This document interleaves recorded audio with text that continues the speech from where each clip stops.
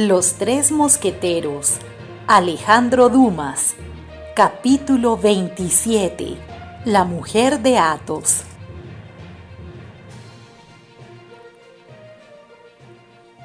Nos falta ahora tener noticias de Athos, dijo Artagnan a Aramis luego que le hubo puesto al corriente de lo que había sucedido en la capital desde su partida y que una excelente comida les hizo olvidar al uno su tesis y al otro su fatiga. ¿Supones que le haya sucedido alguna desgracia?, preguntó Aramis. ¿Athos es tan frío, tan valiente y maneja tan bien la espada? Sí, seguramente, y nadie conoce mejor que yo el valor y la destreza de Athos, pero más quiero sentir sobre mi espada el choque del hierro que el del palo. Supongo que Athos se habrá visto abrumado por la canalla. Los criados pegan fuerte y no acaban pronto. Yo sé algo de eso porque empecé por ahí. Por esta razón te digo que quisiera partir lo más pronto posible. Trataré de acompañarte, dijo Aramis, aunque aún no estoy del todo bien para montar a caballo. Ayer ensayé las disciplinas que ves ahí y el dolor me obligó a interrumpir este piadoso ejercicio. Nadie ha visto jamás curar a disciplinazos las heridas de bala, pero tú estabas enfermo, la enfermedad debilita la cabeza. ¿Y cuándo partes? Mañana al amanecer. Descansa esta noche lo mejor posible y si puedes marcharemos juntos. Pues hasta mañana, dijo Aramis, porque aunque tú seas fuerte debes tener necesidad de descanso. Al día siguiente, cuando Artagnan entró en el cuarto de Aramis, le encontró asomado a la ventana. ¿Qué miras ahí?, preguntó Artagnan. Miro esos 3 magníficos caballos que los mozos de cuadra tienen por la brida. Viajar en ellos es un placer de príncipe. Pues bien, amigo Aramis, disfrutarás ese placer porque uno de esos 3 caballos es tuyo. ¿Cuál? El que quieras, yo no tengo preferencia. ¿Y la rica gualdrapa que lo cubre es mía también? Sin duda. ¿Te chanceas de mí, Artagnan? No, desde que hablas francés. Son mías esas pistoleras doradas, esa mantilla de terciopelo, esa silla claveteada con clavos de plata. Tan tuya como ese caballo que piafa es mío y el otro que caracolea es de Athos. Son 3 animales excelentes. Celebro que sean de tu gusto. ¿Es el rey quien te ha hecho este regalo? Indudablemente no ha sido el cardenal, pero no te ocupes de su procedencia y piensa solo en que uno de los 3 es tuyo. Elijo el que tiene el criado rubio. Está bien.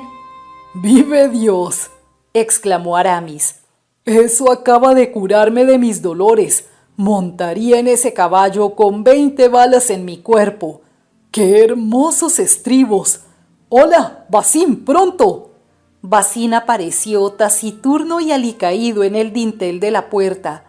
«Limpia mi espada, prepara mi ropa y carga mis pistolas», dijo Aramis. «Esta última preocupación es inútil», interrumpió Artagnan, «porque en tus pistoleras hay 2 que están ya cargadas». Bazin suspiró. «Vamos, tranquilízate, amigo Bazin», dijo Artagnan. «En todas las condiciones se puede conquistar el reino de los cielos». «El señor era ya tan buen teólogo», dijo Bazin, «que hubiera llegado a obispo y tal vez a cardenal». «Vamos, Bazin, medita un poco. ¿De qué sirve ser hombre de iglesia? No por eso se evita ir a la guerra. Ya ves que el cardenal va a hacer la primera campaña con el capacete en la cabeza y la partesana en la mano. El señor Nogaret de la Valette también es cardenal. Sin embargo, pregunta a su lacayo cuántas veces tuvo que vendarle». «Ya sé, señor, que todo está hoy en día trastornado en el mundo», suspiró Bazin. Mientras hablaban los 2 jóvenes y el lacayo habían bajado ya a la calle. «Tenme el estribo, Bazin», dijo Aramis, y montó al caballo con su gracia y agilidad acostumbradas. Pero después de algunas vueltas y corvetas del noble animal, el jinete sintió dolores tan fuertes que palideció y vaciló.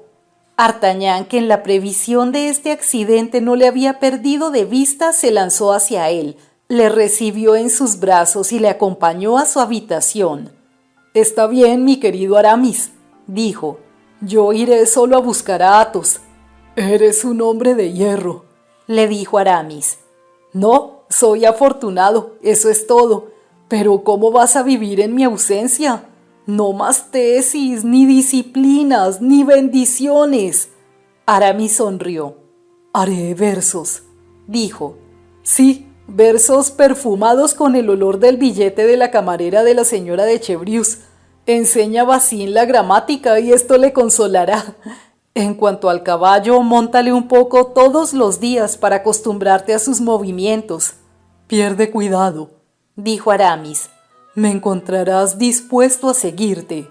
Se despidieron y 10 minutos después, Artagnan, luego de recomendar a la dueña de la casa que cuidara a su amigo, marchaba en dirección a Amiens. ¿Cómo iba a encontrar a Athos si lo encontraba? La posición en que lo había dejado era crítica y su amigo podría fácilmente haber sucumbido. Esta idea oscureció la frente de Artagnan y le hizo formular en voz baja algunos juramentos de venganza. De todos sus amigos, Athos era el de más edad y por tanto el más alejado en apariencia de sus gustos y simpatías. Sin embargo, tenía por él una preferencia marcada. El aire distinguido de Athos, aquellos relámpagos de grandeza que iluminaban de cuando en cuando la sombra en que se envolvía voluntariamente, aquella inmutable igualdad de carácter que hacía de él el camarada más tratable del mundo, aquella alegría forzada y sarcástica, aquella bravura que se hubiera llamado ciega si no hubiera sido el resultado de la más singular sangre fría. Tantas cualidades atraían la admiración, más aún que la amistad y el cariño de Artagnan. Efectivamente, al lado de Tréville, el elegante y noble cortesano Athos, en sus días de buen humor, podía sostener ventajosamente la comparación. Era de estatura regular, pero tan bien proporcionado que algunas veces en sus luchas con Porthos hacía doblar al gigante cuya fuerza física era proverbial entre los mosqueteros. Su cara de ojos penetrantes, nariz aguileña, barba saliente como la de Bruto, tenía un carácter indefinible de nobleza y gracia. Sus manos que no cuidaba eran la desesperación de Aramis, que cultivaba las suyas con gran esfuerzo de pasta de almendras y aceite perfumado. El tono de su voz era a la vez melodioso y penetrante. Y sobre todo esto, lo que había de indefinible en Athos, que procuraba oscurecerse y empequeñecerse siempre, era esa ciencia delicada del mundo y de las costumbres de la alta sociedad, ese hábito del trato distinguido que se notaba hasta en sus actos más insignificantes. ¿Se trataba de una comida? Athos la disponía mejor que todos, colocando a cada invitado en el lugar que le correspondía por sus antepasados o la posición social. ¿Se trataba de ciencia heráldica? Athos conocía todas las familias nobles del reino, su genealogía, sus alianzas, sus armas y el origen de ellas. La etiqueta no tenía minuciosidades que le fueran desconocidas. Sabía cuáles eran los derechos de los grandes propietarios. Conocía a fondo la venatoria y en una ocasión, hablando de este arte, admiró al rey Luis XIII, que era maestro en él. Como todos los altos señores de su época, montaba a caballo y manejaba las armas con perfección. Hay más. Su educación había sido tan poco descuidada, aún bajo el punto de vista de los estudios escolásticos, tan singulares entonces entre los caballeros, que sonreía muchas veces a las citas latinas de Aramis, y aún 2 o 3 veces, con asombro de sus amigos, le había sucedido cuando Aramis dejaba escapar algún error esencial, reponer un verbo en su tiempo o un nombre en su caso. Por otra parte, su probidad era irreprochable, lo cual no dejaba de ser raro en una época en que los hombres de guerra transigían dificultosamente con su religión y su conciencia. los amantes con la delicadeza rigurosa de la galantería y los pobres con el séptimo mandamiento de Dios. En una palabra, Athos era un hombre extraordinario. Y sin embargo se veía aquella naturaleza tan distinguida, aquella criatura tan arrogante, aquella esencia tan fina, inclinarse insensiblemente hacia la vida material como los viejos se inclinan a la imbecilidad física y moral. Athos, en sus ratos de preocupación que eran frecuentes, se extinguía en su parte luminosa y su lado brillante desaparecía en la más profunda oscuridad. Entonces del semidios desvanecido apenas quedaba un hombre, con la cabeza baja, la mirada insegura, la palabra tarda y penosa. Athos pasaba largas horas mirando a su botella o a Grimaud, que acostumbrado a obedecerle por señas leía en la mirada de su amo hasta su menor deseo, que satisfacía al momento. Cuando en uno de esos momentos se reunían los 4 amigos, una palabra dicha como por fuerza era toda la contribución que Athos llevaba a la conversación. En cambio, bebía por 4 sin que le causara más efecto que un fruncimiento de cejas más marcado y una tristeza más profunda.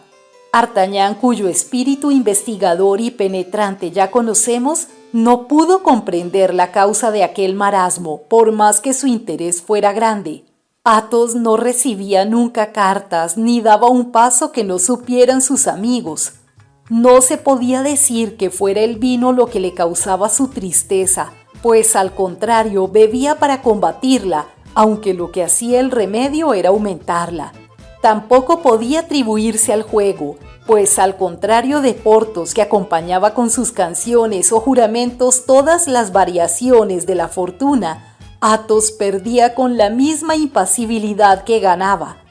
Se le vio en el círculo de los mosqueteros ganar una noche 3,000 pistolas, perderlas, perder después su caballo, sus armas, hasta su cinturón bordado de oro de los días de gala, volver a ganar todo esto más 100 luises sin que el correcto arco de sus cejas bajara o subiera una línea, sin que sus manos perdieran nada de su matiz nacarado, ni su conversación, que aquella noche era agradable, dejara de serlo.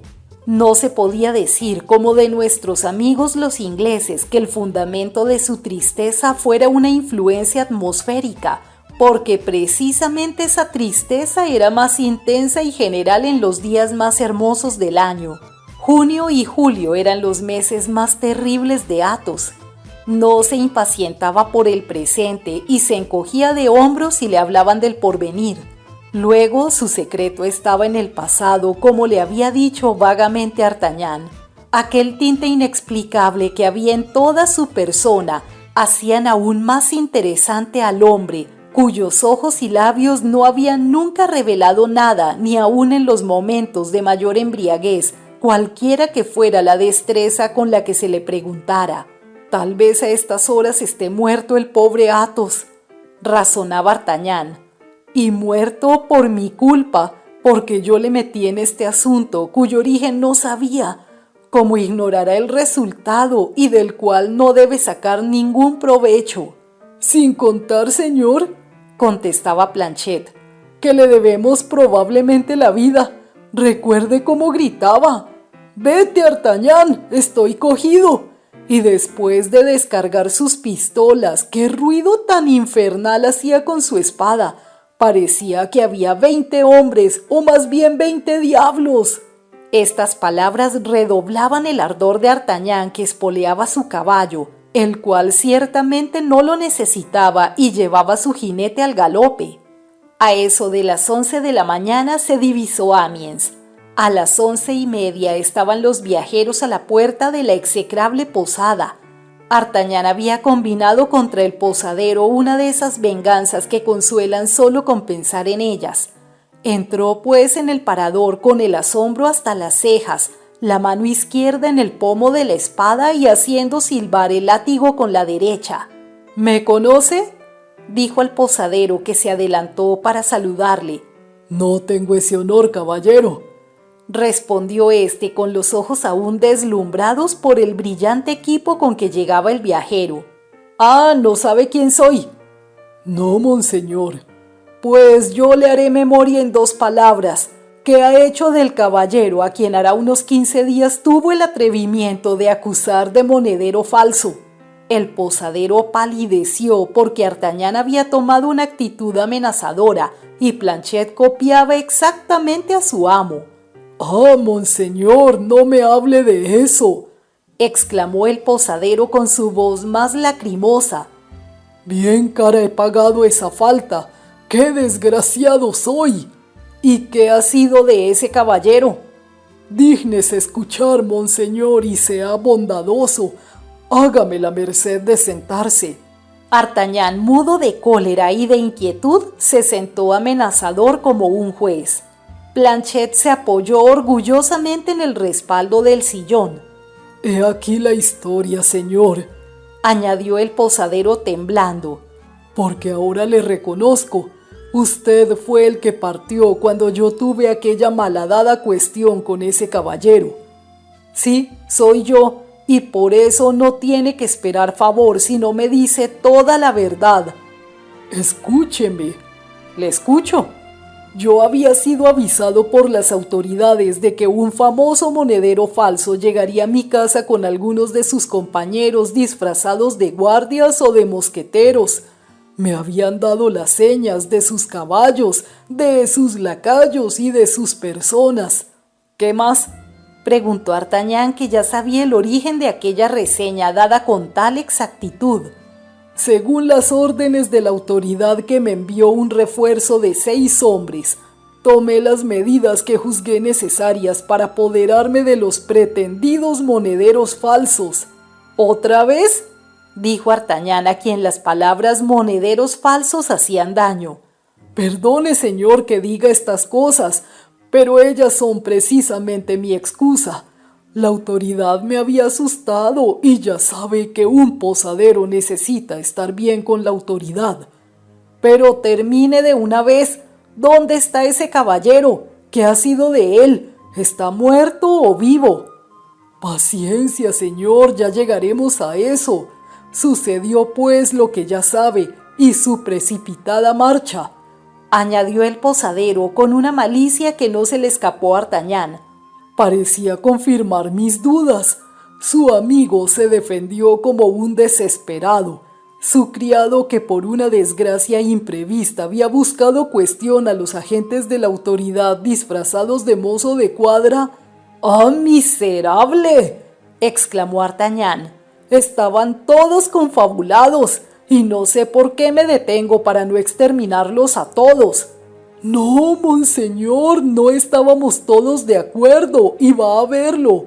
Su amigo, perdone que no le llame por el ilustre nombre que seguramente lleva, pero lo ignoro. Su amigo, después de disparar sus pistolas poniendo a 2 hombres fuera de combate, se batió en retirada defendiéndose con su espada, con la cual hirió a otro de los míos, y a mí mismo me aturdió de un solo golpe de plano. ¿Pero acabará, verdugo?, gritó Artagnan.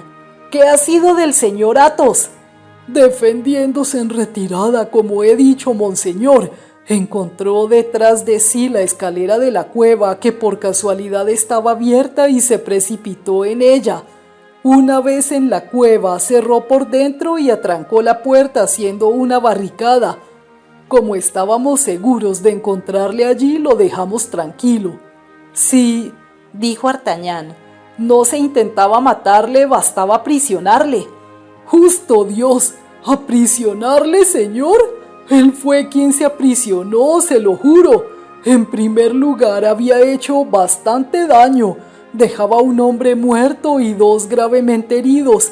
Uno y otro fueron conducidos por sus camaradas y no he vuelto a oír hablar de ellos. Yo mismo, cuando recobré el sentido, fui a buscar al señor gobernador, a quien le conté todo lo que había sucedido, y pregunté qué debía hacer con el prisionero. Pero el gobernador se hizo el desentendido. Me dijo que ignoraba absolutamente lo que quería decir, que las órdenes que yo había recibido no eran suyas, y que si tenía la desgracia de decir una palabra del asunto a cualquiera que fuera, me mandaría ahorcar. Parece que me habían engañado, señor. que había preso a uno por otro y que el que se trataba de coger había escapado. —¿Pero y Athos? —preguntó D'Artagnan, cuya impaciencia aumentaba por segundos. —¿Qué ha sido de Athos? Como yo tenía prisa por enmendar mi falta con respecto al prisionero, me encaminé a la cueva para ponerlo en libertad. ¡Ah, señor! Aquello no era un hombre, era un diablo. Al oír la proposición de libertad, declaró que era un lazo que se le tendía y que antes de salir quería exigir condiciones. Accedí a todo humildemente porque no se me ocultaba la mala posición en que me había colocado, poniendo la mano sobre un mosquetero de su majestad. En primer lugar, dijo, es necesario que se me devuelva mi criado con sus armas. Nos apresuramos a obedecer esa orden porque ya comprenderá, señor, que estábamos dispuestos a hacer todo lo que quisiera su amigo. Grimaud, ha dicho su nombre aunque no habla mucho, bajó a la cueva aunque estaba herido. Entonces su amo volvió a formar su barricada y nos ordenó retirarnos inmediatamente. —¿Pero dónde está ahora? —En la cueva, señor. —¿Cómo? ¿Lo tiene en la cueva desde entonces? —No, señor, no somos nosotros. ¿No sabe lo que hace en la cueva? ¡Ah! Si lograra hacerle salir, se lo agradecería toda mi vida. Lo adoraría como al santo de mi nombre. ¿Con que le encontraré allí? Seguramente, señor. Se ha empeñado en quedarse allí. Todos los días se le pasa por la ventana con una horquilla la carne y el pan que necesita. Pero ¡ay! No es carne ni pan su mayor consumo. Una vez intenté entrar con 2 de mis criados, pero montó en terrible cólera. Oí que cargaba sus pistolas y su criado armaba el mosquete. Les preguntamos cuáles eran sus intenciones y respondió el amo que aún les quedaban 40 tiros y los dispararían todos antes de consentir que entráramos en la cueva. Fui a quejarme al gobernador, el cual me dijo que no pasaba más que lo que me merecía y que esto me enseñaría a no insultar a los señores que honraban mi casa. De suerte que desde entonces, añadió D'Artagnan, que no podía contener la risa viendo la cara compungida del posadero. Desde entonces, señor, llevamos la vida más miserable que se pueda imaginar, porque debe saber que todas nuestras provisiones están en la cueva. Allí está nuestro vino en pipas y embotellado, el aceite, las especias, el tocino y los salchichones. Y como nos ha prohibido bajar, nos vemos obligados a rehusar la comida y la bebida a los viajeros que llegan, con lo cual nuestra posada se desacredita. Una semana más de tener a su amigo en la cueva y nos arruinamos. Y sería muy justo, tunante. ¿No vio en nuestro aspecto que éramos personas distinguidas y no monederos falsos? Sí, señor, sí, es verdad. Pero escuche, parece que se irrita. —¿Le habrán incomodado? —dijo D'Artagnan. —Era necesario —dijo el posadero—. Acaban de llegar 2 caballeros ingleses. ¿Y qué? A los ingleses les agrada el buen vino, como ya sabe. Estos han pedido del mejor. Mi mujer habrá solicitado del señor Athos el permiso de entrar para satisfacer a esos señores, y él lo habrá negado como acostumbra. ¡Ah, bondad divina! El jaleo parece que aumenta. D'Artagnan oyó efectivamente un gran estrépito en la cueva. Se levantó y, precedido del posadero, que se retorcía las manos, y seguido de Planchet, que llevaba el mosquete preparado, se acercó al lugar de la escena. Los 2 caballeros estaban exasperados. Había hecho una larga jornada y se morían de hambre y de sed. «Pero es una tiranía», dijeron en buen francés, aunque con acento extranjero. «Que ese señor loco no deje a estas buenas gentes disponer de su vino. Vamos a echar la puerta abajo y si está muy furioso le mataremos». «Poco a poco, señores», dijo D'Artagnan empuñando sus pistolas. «No matarán a nadie». «Bien, bien. decía detrás de la puerta la voz tranquila de Athos. Dejen entrar a esos que se tragan los niños crudos y nos veremos. Por valientes que parecieran, los dos caballeros ingleses se miraron vacilando. Parecía que estaba en la cueva uno de esos ogros famélicos, héroes gigantes de las leyendas populares, cuya caverna no se pisa impunemente. Hubo un instante de silencio, pero al fin los dos ingleses tuvieron vergüenza de retroceder, y el más audaz de ellos bajó los 5 o 6 escalones de que se componían las escaleras y dio en la puerta una patada capaz de destruir una pared. «Planchet», dijo Artagnan montando sus pistolas, «yo me encargo del de arriba, encárgate tú del de abajo». «Hola, señores, ¿desean batalla? Pues la tienen». «Pardiez», exclamó la voz de Athos. «Me parece que oigo a Artagnan». «En efecto», dijo Artagnan levantando la voz. «Soy yo, amigo mío». «Bueno», respondió Athos, «vamos a ajustar las cuentas a estos valentones». Los caballeros habían echado mano a las espadas, mas se encontraban cogidos entre dos fuegos. Vacilaron algunos segundos, pero el amor propio pudo más que todo, y una segunda patada hizo vacilar la puerta. «Sepárate, Artagnan», gritó Athos. «Voy a hacer fuego».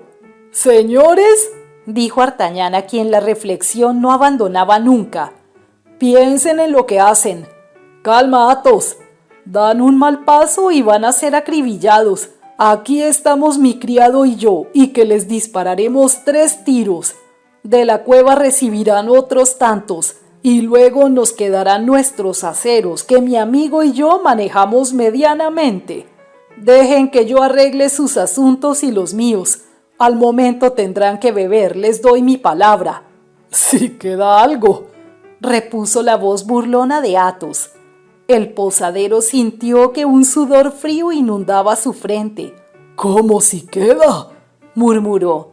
«¿Qué diantre? Sí que quedará», contestó Artagnan.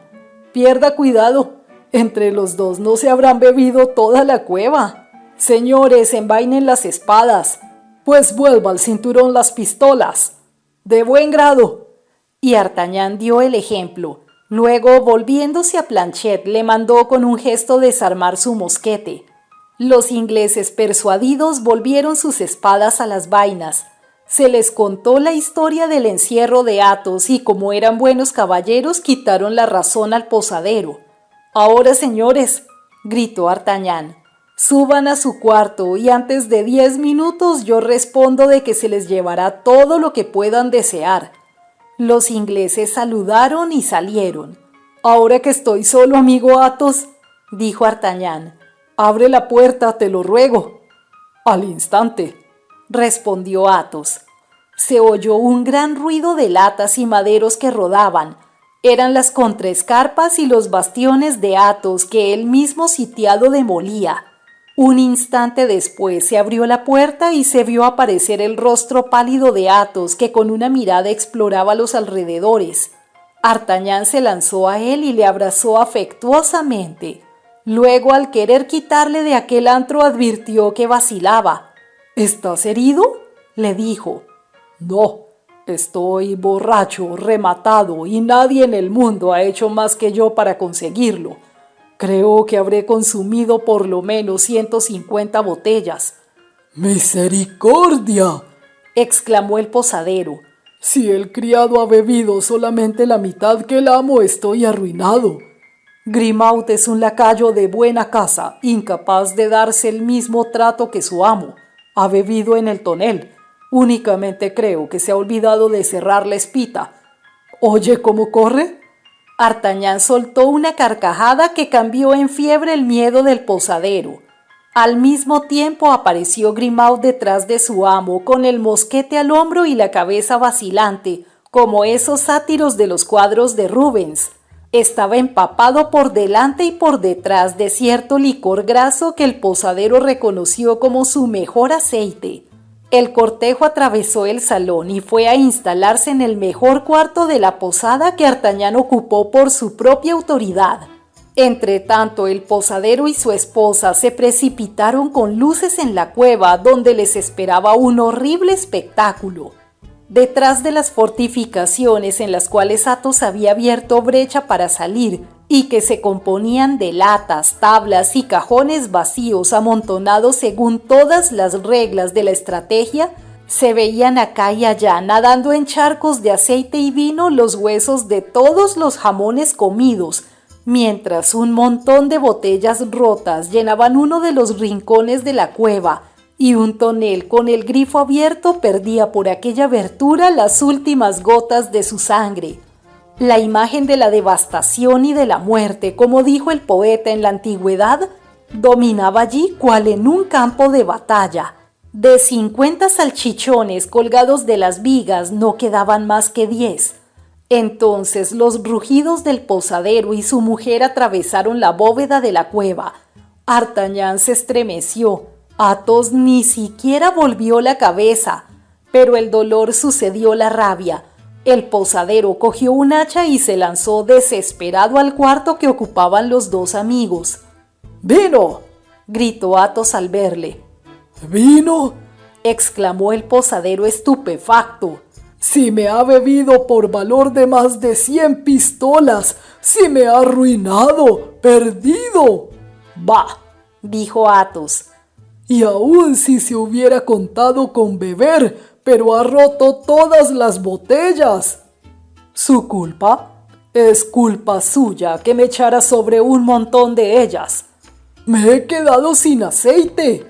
El aceite es un bálsamo excelente para las heridas, y era preciso curar al pobre Grimaud las que le habían hecho. Mis salchichones todos mordidos. Corren muchas ratas en esa cueva.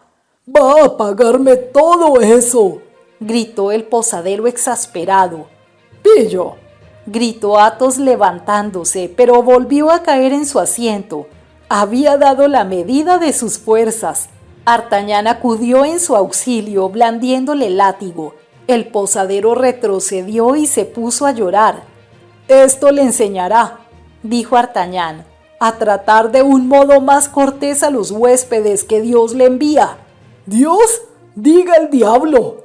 «Amigo», repuso Artagnan, «si continúa rompiéndonos los oídos, nos vamos a encerrar los 4 en su cueva y veremos si el daño es tan grande como dice». «Pues bien, señores», dijo el posadero, «yo hice mal, lo confieso, pero todo pecado tiene perdón. Ustedes son grandes señores y yo un pobre posadero. Tengan compasión de mí». «Si habla así», dijo Athos, «va a enternecernos y las lágrimas correrán de mis ojos como corría el vino de sus toneles. No es uno tan malo como parece. Acércate y hablemos». El posadero se acercó inquieto. «Ven, te digo, y no tengas miedo», continuó Athos.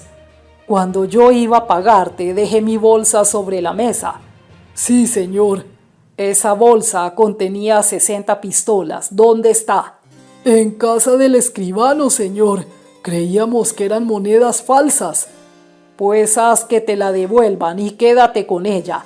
«Pero, señor, los escribanos no devuelven nada. Si fuera moneda falsa, aún habría alguna esperanza, pero desgraciadamente era buena». «Pues compóntelas como puedas, porque a mí no me queda ni una libra». «Veamos», dijo Artagnan. «¿Dónde está el caballo de Athos?» «En la cuadra». «¿Cuánto vale?» «Todo lo más 50 pistolas». «Vale 80. Tómalo y no hablamos más». «¿Cómo? ¿Vendes mi caballo?», exclamó Athos. «¿Y en qué montaré yo para hacer la campaña? ¿En Grimaud?». «Te traigo otro», respondió Artagnan. «¿Otro? ¡Y magnífico!», exclamó el posadero. «Entonces no hay más que hablar y a beber». «¿De cuál?», preguntó el posadero ya calmado. «Del que hay en el fondo cerca de las latas. Aún quedan 25 botellas. Todas las demás las rompí en mi caída. Sube 6. «Este hombre es una bodega», dijo para sí el posadero. Si permanece aquí 15 días y paga todo lo que bebe, aún puedo reponer mis negocios. Y no te olvides, prosiguió D'Artagnan, de subir otras 4 botellas a los señores ingleses. Ahora, dijo Athos, mientras nos traen el vino, refiéreme lo que ha sido de nuestros amigos. D'Artagnan le contó que había encontrado a Porthos en la cama con una contusión y a Aramis sentado entre 2 teólogos. Cuando concluía entró el posadero con las botellas pedidas y un jamón que por fortuna suya se había quedado fuera de la cueva. Está bien, dijo Athos llenando su vaso y el de D'Artagnan. Ya sé de Porthos y Aramis, pero ¿y tú? ¿Qué te ha pasado? Encuentro en tu aire algo sombrío. ¡Ay!, contestó D'Artagnan. Es que yo soy el más desgraciado de todos. ¿Tú desgraciado?, dijo Athos.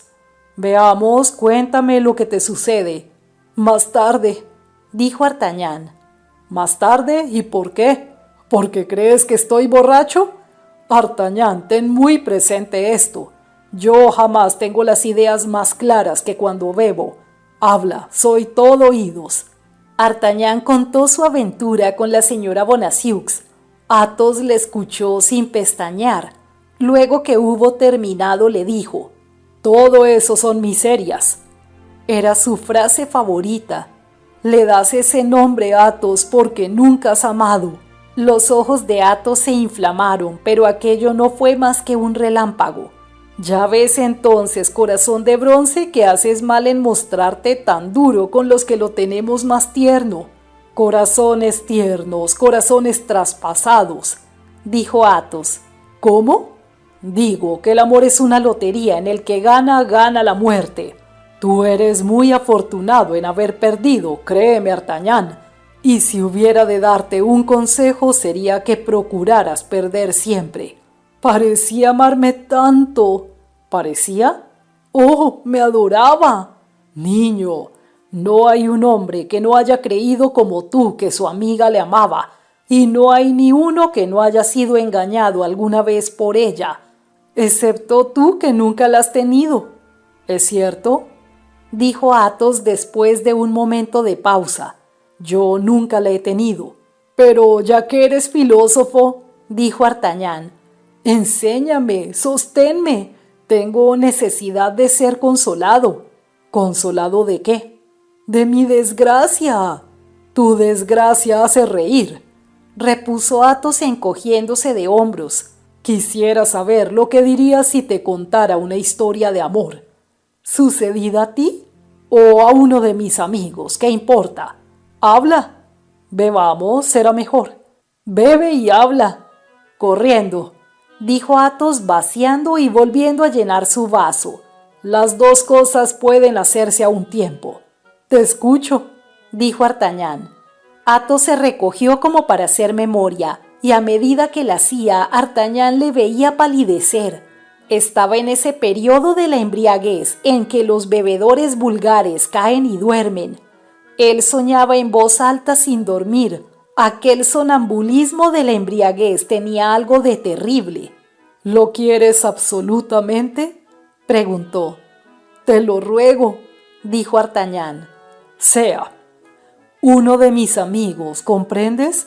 Uno de mis amigos, no yo», dijo Athos interrumpiéndose con una sonrisa sombría. «Uno de los condes de mi provincia, es decir, de Berry, noble como un Andelot o un Montmorency, se enamoró a los 25 años de una joven de 16, linda como los amores.